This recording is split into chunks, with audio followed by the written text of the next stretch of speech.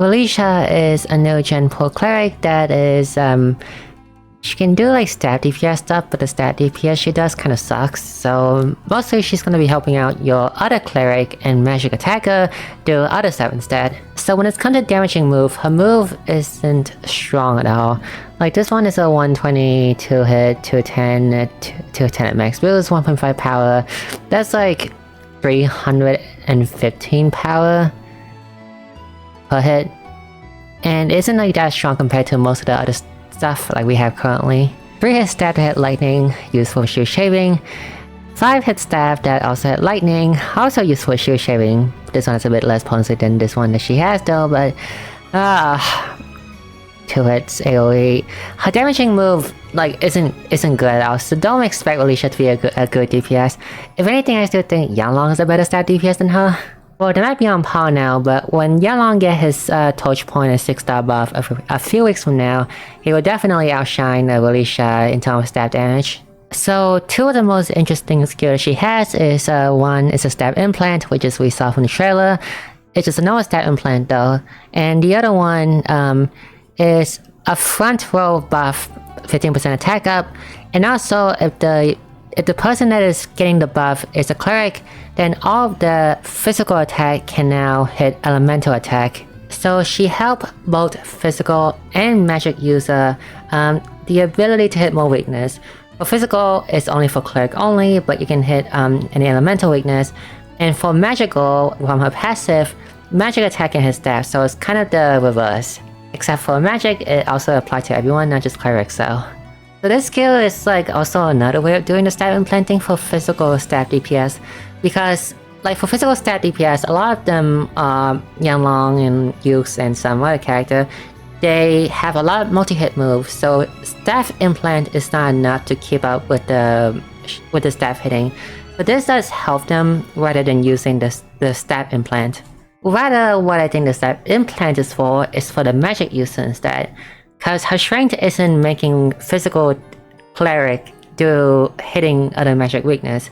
It's making magical attacker hit his staff weakness. Although the condition is a bit hard to fulfill though, since you need to have 5 cleric on your team to be able to get the magic attack and also hit staff effect. So there's Relisha, and then there's Emil, and then there's Ringyu, and then there's a few other good cleric too, but they kind of spread out in terms of doing damage and stuff and viability. So compared to the alternative of using Talok EX to put Dog Implant and let Dog Attacker hit Dog, this passive does help out a few, well, I think at least 2 characters with this.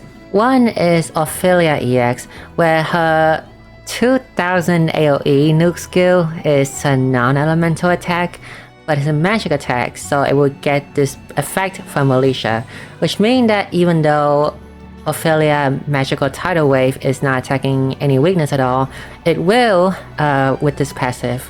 Second is Oswald, where he has a fire, ice, and lightning attack all in one. So you don't have to worry about not hitting the shield shade requirement, and not to mention he has a follow-up attack too. So you're hitting them for a 6-hit elemental attack, guarantee hitting the shield, and also a 3-hit follow-up attack from Oswald passive. And of course, you don't have to worry about if the enemy has staff or not, because Relisha can just put implant on them.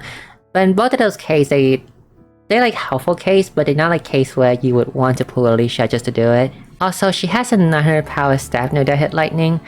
Remind me of Edelgard with the sword, 900 sword power that also hit fire, which means that the skill is not going to be useful at all.